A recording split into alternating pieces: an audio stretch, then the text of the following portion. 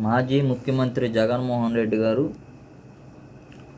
28వ తారీఖు ప్రతి గుడిలో వైసీపీ శ్రేణులకి పూజలు చేయమని పిలుపునివ్వడం, తిరుపతి మెట్ల మార్గం వెళ్తానని చెప్పడం. ఎందుకు మన ఇంటి ఎదురుగా తిరుమల సెట్ వేసుకో, ఎప్పుడులాగా అక్కడే మెట్లు ఎక్కినట్టు నటించు, తీర్థం తీసుకున్నట్టు, హారతి తీసుకున్నట్టు, ప్రసాదం తిన్నట్టు నటిస్తావు కదా. 5 సంవత్సరాలు చూసాం కదా నీ భాగవతం. అలాగే ఇంటి ఎదురుగా సెట్ వేసుకొని ఎప్పుడులాగా మెట్లు ఎక్కుతున్నట్టు కూడా నటించు. వచ్చాడు ఎగేసుకొని కొడాలి నాన్నగారు. ఆయన చెయ్యి ఇరిగిపోతే ఏమైద్ది, రాముడు తల తీసేస్తే ఏమైద్ది, రథం తగలబడిపోతే ఏమైద్ది, 3 సింహాలు గుళ్ళో దొంగతనం చేస్తే ఏమైద్ది అన్న అతను, నేను పెద్ద హిందువుని, నేను ఇన్నిసార్లు తిరుపతి వెళ్ళాను, ఇన్నిసార్లు గుండు కొట్టించుకున్నాను, చంద్రబాబు నాయుడు ఒకసారి వెళ్ళాడా, ఒకసారి గుండు కొట్టించుకున్నాడా అని మాట్లాడుతున్నాడు. మీ భాగోతాలు, హిందువులు కష్టం వచ్చినప్పుడు మీరు చేసిన ఎగతాళ్ళు ఎవడో మర్చిపోలా. మిస్టర్ జగన్మోహన్ రెడ్డి గారు, తిరుపతిలో మీరు చేసిన నిర్వాహకులు 5 సంవత్సరాలు మీరు చేసిన నిర్వాహకం ఎవరో మర్చిపోవాలి. అందరికి గుర్తుంది. మీరు వేసిన యథాశాలను గుర్తుంది. అన్నదానాన్ని ఎంత భ్రష్టు పట్టించారు, లడ్డూ ప్రసాదాన్ని ఎంత కల్తీలు చేశారు,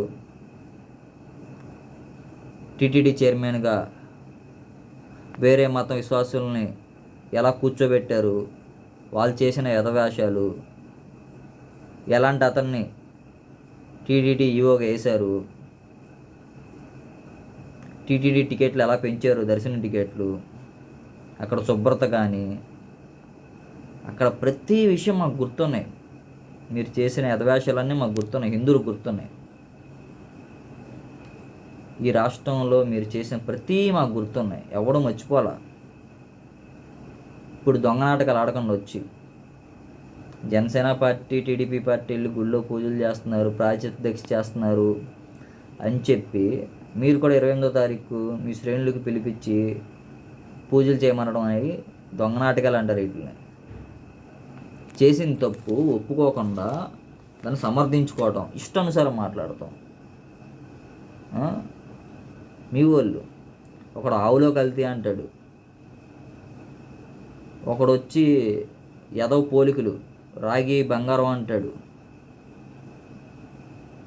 పంది కొవ్వుకి వాల్యూ ఎక్కువ అంటాడు.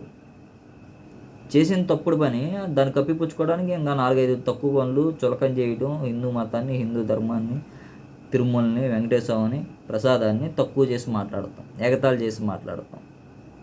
మీ నాటకాలు, మీ చేష్టలు అన్నీ గుర్తున్నాయి అందరికీ, ఎవడో మర్చిపోయేది లేదు. చూస్తున్నాం కూడా. మీ నాటకాలు ఇప్పటికైనా చెప్పడం అనవసరం మీకు. మీ దొంగ నాటకాలు కంటిన్యూగా చేస్తూనే ఉంటారు.